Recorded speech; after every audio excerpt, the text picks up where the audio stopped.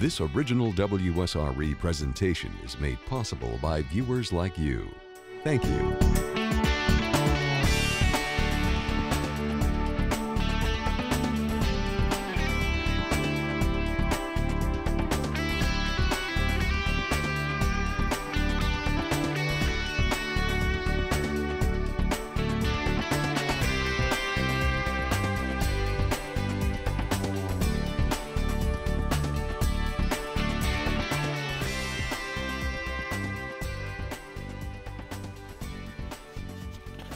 One year later, and the pictures still pack power. It was bad enough when the Deepwater Horizon drilling rig exploded and caught fire on April 20th of last year, killing 11 rig workers. But it was to get worse. 2 days later, the rig sank, and we saw a 5-mile-long trail of oil. Then on the 25th, the well's blowout preventer failed. And then we watched as oil gushed from the ocean floor. Days turned into weeks until the flow was finally stopped. Hello, I'm Lloyd Patterson. This is CTC, Connecting the Community. Our focus on this program, where did the tragic events of 1 year ago leave the Gulf Coast environment? Our guests today are Dr. Richard Snyder. He heads the Center for Environmental Diagnostics and Bioremediation at the University of West Florida. He's part of a small army of researchers from university, government, and environmental sources deployed to study the impact of the BP spill. Chastity Fisher-Hobbs, Executive Director, Emerald Coast Keeper, an environmental advocacy group that has been outspoken in its criticism of BP in the last year. She is also an instructor in UWF's Department of Environmental Studies. Jim Trifilio is director of the Florida Shore and Beach Preservation Association. Its membership includes most of Florida's coastal counties and cities. Jim is also Beach Projects Manager and Coastal Management Coordinator for Okaloosa County's Tourist Development Council, graduate degree in Watershed Management. Welcome to the program. Thank you for joining us to discuss this very serious subject. I'll start with you, Chastity. 1 year after the spill, what's your feeling about how the environment is today? Well, it's really unknown, frankly. I have to say we in Florida were much luckier, much more fortunate than those in Louisiana. I just spent some time in coastal Louisiana and saw some of the oil impacts there. We were certainly much more fortunate than them, but I think there's far too many unanswered questions to be able to make an accurate position statement as to where we stand environmentally. Okay, Dr. Snyder, 1 year later, how does it look from your point of view? Yeah, from those of us that are out there looking for oil in the offshore environment, it's hard to find. Most of the oil seems to be gone. It seems to be degraded. The coastal impacts, as Chastity said, the Louisiana, Mississippi got hit pretty hard, and we have tar balls still along the beach. But really, we're getting beyond the oil chemically. Most of the oil is gone, but now we're seeing some biological effects, and those are the things that we want to track on into the future. And Jim Trifilio from Okaloosa, how does it look from your point of view? I think I'd echo what Dr. Snyder just said to some degree, that I think the human health issues are not an issue at this point. We don't see any of that. Environmental issues are still, in the broadest sense, still unknown. But working for the Tourist Development Council, there's sort of another part of that three-legged stool, which is perception.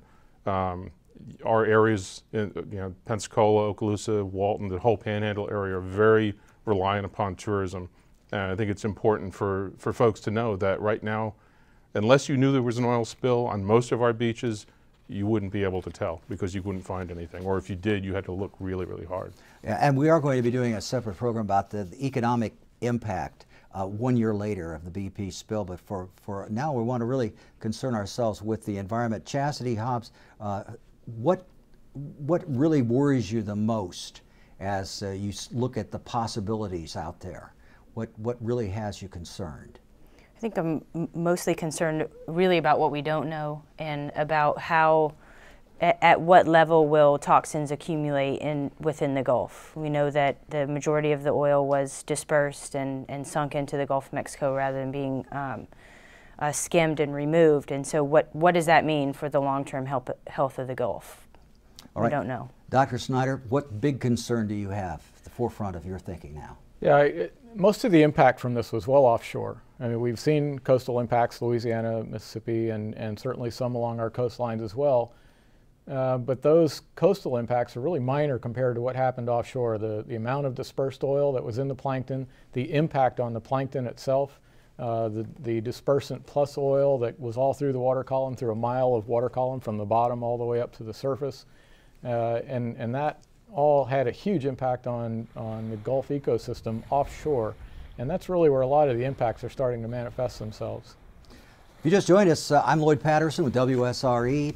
We're talking today on connecting the community about the environmental impact of the BP spill 1 year afterwards. We're talking with Chastity Fisher-Hobbs with the Emerald Coastkeeper, Dr. Snyder from UWF, and Jim Trafilio from Okaloosa County. It's the booms that we saw out there, they have been long gone. They were probably, a lot of them deployed, just to play it safe. They weren't. They didn't actually stop any oil. What is the problem? Do you feel like it's out deep at the bottom of the ocean? Is it just barely offshore? What's the area of concern the most? I think Dick said it perfectly. It's definitely in the deep water environment. All the way down to the bottom. Well, throughout species throughout. I mean, the nature of dispersant is to sink the oil. It doesn't sink necessarily all the way down to the bottom, so it's not going to only impact, bottom feeders and those species there, but species throughout the water column. And the plankton, it's not something that we can breathe easy if the plankton is affected, because it's really low on the food chain, isn't it? It's going to get picked up someplace. Well, it is the base of the food chain, and the other thing that many people may not be aware of is that most marine species have a planktonic egg and a larvae. They grow up in the plankton. That's where the nursery is for a lot of our species. That and the marshlands around the Mississippi River Delta is why we were so concerned about those. So we are worried about this large acute impact that we had to the plankton with all the dispersed oil throughout the water column, and essentially sterilizing a large section of the Gulf and treating the oil, and the reverberations of that onto the future. Are we going to see species that just don't show up this summer because their babies were in the plankton last summer and just didn't make it? That's what we're looking for. We're really concerned about those aspects of it.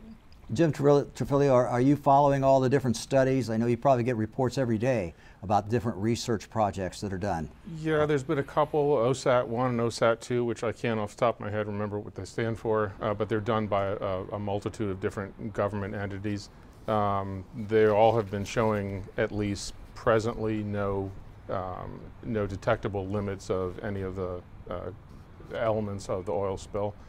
We're still finding a lot of the weathered tar balls that do show up are tar balls that are caught sort of between the shore and the trough area where the sandbars are, and as different storms come in or different weather conditions exist, they'll wash some up on the shore and then wash them back out in that trough. So we're going to be seeing that for some time to come. But we had tar balls out on the Gulf before the spill, didn't we? Sure, yeah, but certainly not as many as we've had during the spill.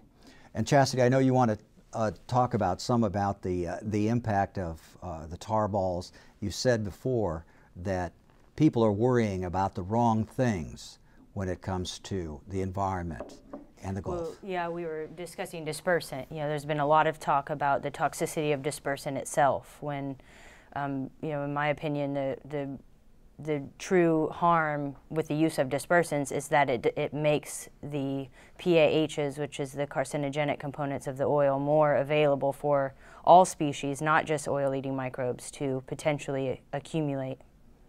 Okay, well, what about the impact of the oil on the Gulf's dolphins and turtles? Our Jill Hubbs spoke with Andrew Diller, Florida Sea Grant Extension Agent for Escambia County, who works through the University of Florida. As far as the sea turtles go, on an average year, you can get 500, 600 nests in the Panhandle and stretching into Alabama. This year, we will be keeping a close eye to see if that changes drastically. What we saw from the oil spill was about 600 turtles were found dead during the spill period of time, and that's throughout the Gulf Coast. Some of those may or may not have been due to the oil. They're still figuring some of that out. But we don't know in terms of the impact, was it on the juveniles, was it on the adults, was it on both? A sea turtle who's ready to nest, as an adult turtle, if they were impacted, we should see a quick decline in nesting numbers this year. And so we'll be watching for that. If there's a drastic decline in the number of nests this year, it would indicate a lot of adult turtles were impacted. If it was juvenile turtles that were impacted, we may not see the impacts from the oil spill on that for several years, 5, 10, maybe even 15 years, if it was a lot of juvenile turtles. The one species that was impacted the most probably was the Kemp's Ridley. That species does a lot of feeding and foraging right around the mouth of the Mississippi River, and of course that's where the oil spill was. So we had a lot of those turtles. Out of the 600 that were found dead, the majority of them were Kemp's Ridley turtles. This year we're going to be looking for anything that's unusual, anything that's out of the ordinary, and the number of dolphins that have been washing in dead this winter and spring is definitely a lot higher than normal. We don't know if that has to do with the oil spill or not. Right now, the tests are still out. It could take several months before they get the tests back to determine if there is compounds in the tissues indicating it was oil related or not.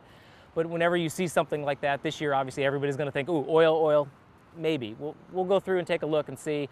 It could be other things just in terms of red tides, other type of algae blooms, some other type of just cold weather. We had a reasonable cold snap this year. So it could be something else, but we will be looking for anything out of the ordinary, and that certainly is something that this year is popping up. That was Andrew Diller with the University of Florida's Sea Grant Program. If you'd like to hear what he had to say again, you can go to our website, wsre.org/oil spill. You can also access the Public Media Exchange through our site. It features dozens of public radio and television features about the spill contributed by PBS and NPR affiliates from Florida to Louisiana. So we just heard from Andrew Diller, and I think you might be familiar with his work for the University of Florida. What is it that you took away from what he had to say? Can you follow up with Dr. Snyder? Yes, there is something that's important about what he said, especially with regard to the dolphins and the necropsies, and we just don't know why all these neonates and aborted dolphins, the juveniles, washed ashore. We do know that it was twice the long-term average for young dolphins washing ashore. But it raises an interesting point, is that it's extremely difficult to determine cause and effect, especially for environmental effects like this. Gestation period for a dolphin is 12 months. If those dolphins were affected last summer and caused them to die now, the chemicals that may have caused that insult last summer are long gone, and they may never see them in the tissue analysis they do to try to determine cause of death. And we run into this with environmental issues all the time. We see lots of times correlations, but a correlation is a little bit different than cause and effect. It is extremely difficult to nail down a cause and effect relationship between a disturbance or a perturbation or a pollutant and some effect or some phenomenon that we see in the environment. What about you, Chastity? Do you look at the dolphins that have washed up, the deaths of the sea turtles, and say that's got to be BP oil causing it? Well, no, I don't think anyone can say that yet. I mean, they're not releasing the data from that because of the legal nature of NERDA. We don't have any data on that. There's a lot of speculation. I do know that a similar event happened after Exxon Valdez in Prince William Sound. But I don't think anyone can actually say what the cause is yet. And it may be some time. You got to believe it wasn't good for them. At the very least, it didn't help anything. Right. On these. Jim Trafilio from Okaloosa County, there's a growing, in the last decade, there's been something called environmental tourism that's really taking off. Does this have, as this unfolds and continues to unfold, could it have an impact on the likelihood of people coming here to? Sure. Again, we have to go back to not knowing what the long-term effects are, but perception sometimes is reality for people. And I'll give you, for instance, when we have a hurricane in Miami, we lose business in the Panhandle because people think that the hurricane is statewide. So certainly, to answer your question, yeah, there certainly can be an impact. We have a lot of dolphin cruises that go out of Destin Harbor. People come to see turtle hatchings. There's a whole number of things. So it definitely could have an impact. So You got to watch it when you say this, we see this happen, and therefore it had to be related. It could be, maybe, maybe not. That's not very definitive. It's frustrating. Yeah. Yeah, it can be very frustrating. Mm-hmm. Well, don't you run into people, politicians, others who they want answers now? Yes, they do. And that's what makes it very frustrating, is because coming up with the hard numbers, and I'm sure the NERDA process, the legal process for assigning fines and damages, the environmental damage due to this, is fraught with that issue. It's just, how do you prove how much damage has occurred? And a lot of that is going to be subjective and argued. Chastity? Yeah, without a doubt. And, you know, I think even all of us would like to have the answers. You know, it's just, we'd rather know the unknowns than create the worst in our mind, which seems to happen. And we were talking earlier, too, there are the known unknowns, and then you've got a whole universe of unknown unknowns. It sounds like double talk, but it kind of makes sense, doesn't it? Mm-hmm. That's certainly the way science works, is that we are constantly trying to define the unknowns so that we can explore them and define the unknowns. But in the process, a lot of scientific discovery is serendipity and keeping your eyes open for things that we had no idea were there, the unknown unknowns, and we're always on the lookout for those. We keep our eyes open. For example, our fisheries biologist has been collecting data on fish communities and offshore fishes on the reefs, and we're seeing some things that aren't just quite right out there. Lesions on fish and liver problems, and some of the smaller fishes may be missing. And literally leaving the parking lot this afternoon from the university, he flagged me down and said, hey, we're missing this whole, these species on the offshore reefs, and he just wanted to talk about it. And we went through, well, it could be this, it could be since they closed all the fishing, we have a lot more larger predators now. We see an increase in the fish-eating fish because nobody was harvesting them, and those numbers are up. The fishing is great right now because of the fishing closure last year, so if anybody wants to come to Florida to go fishing, now's a great time because the fish stocks are up.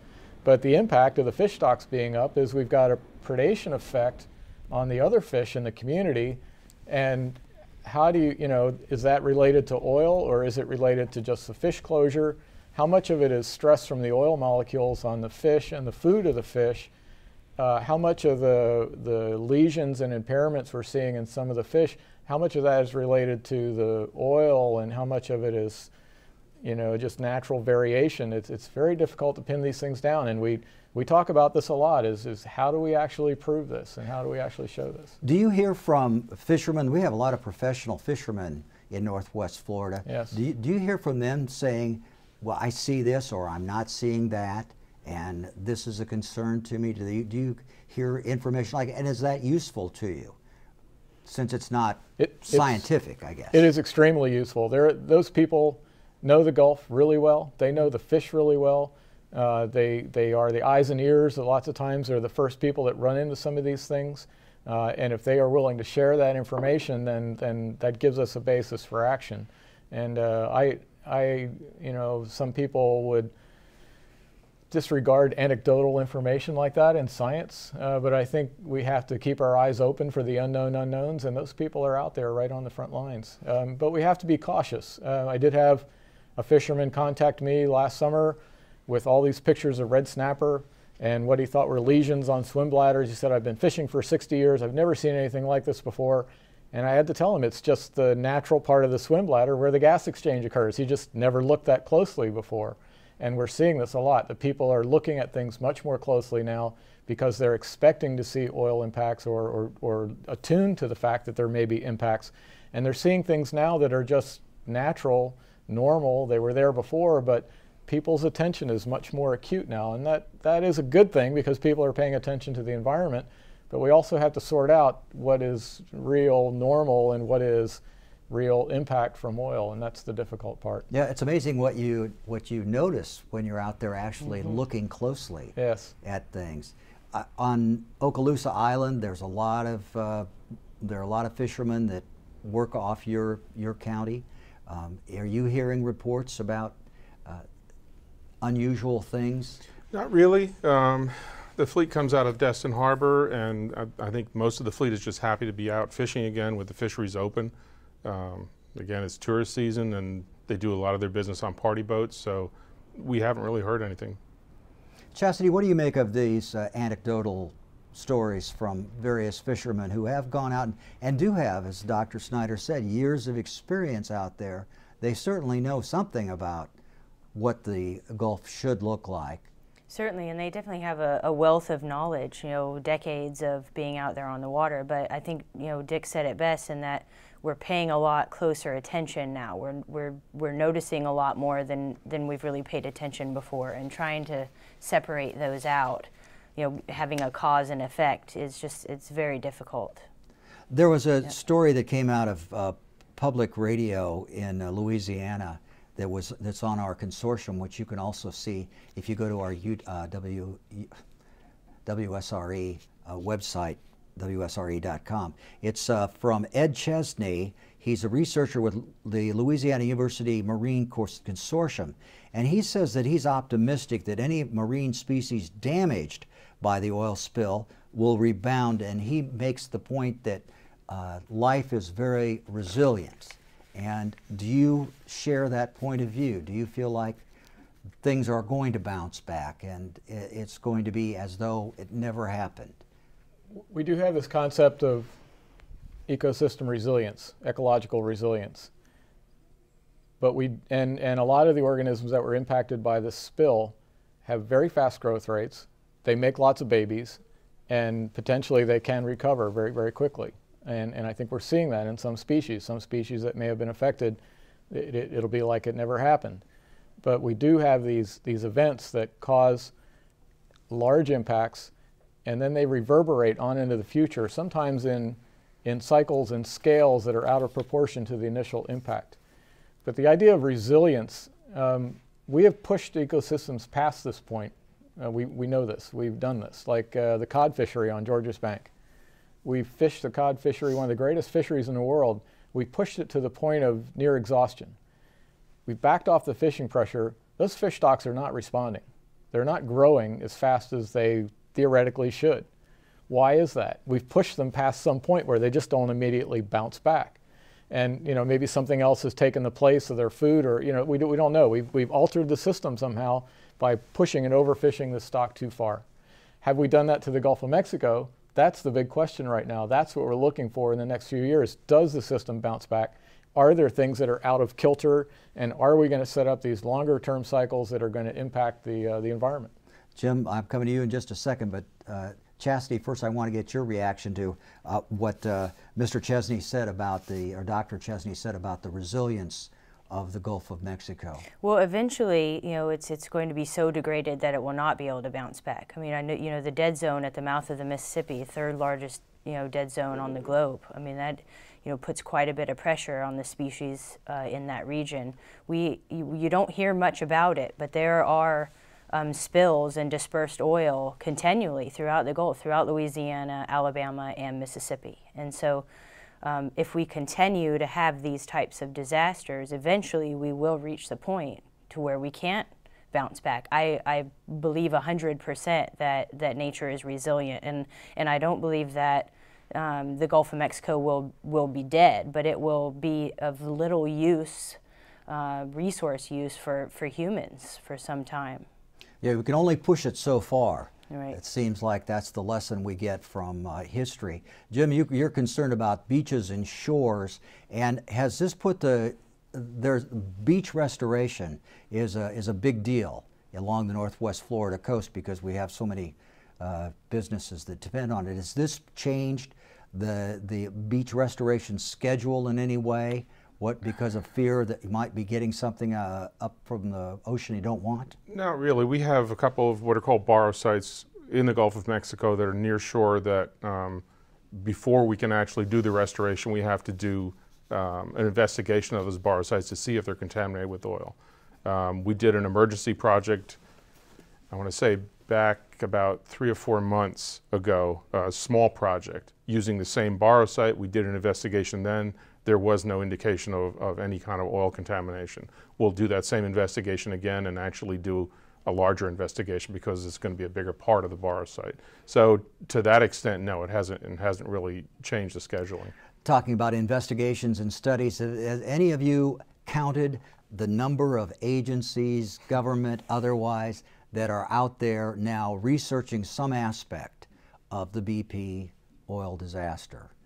It has to be in the dozens, maybe more than that. Could you even name them all, say, Dr. Snyder? Well, we even all during the oil spill and certainly after as well. Certainly NOAA was a big player. They control offshore environments, and the Coast Guard was certainly involved. Their primary mission is oil spill response. EPA was involved with the use of the dispersants and the permitting thereof. Now the state agencies from Florida, DEP certainly, Alabama. The Departments of Health and the Department of Environmental Protection was certainly involved in sampling. Most people don't realize how much effort happened at the local level. And there was a big concern about local control and local response, and a lot of this was driven top down.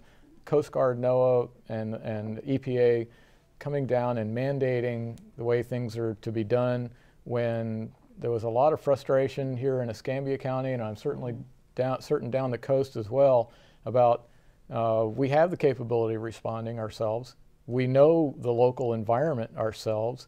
And yet we feel like we're frozen out of the process, or we want to get reimbursed for what we did to respond, and EPA says, no, you can't get reimbursed. And so there's a lot of frustration about the level of control and how the response occurred.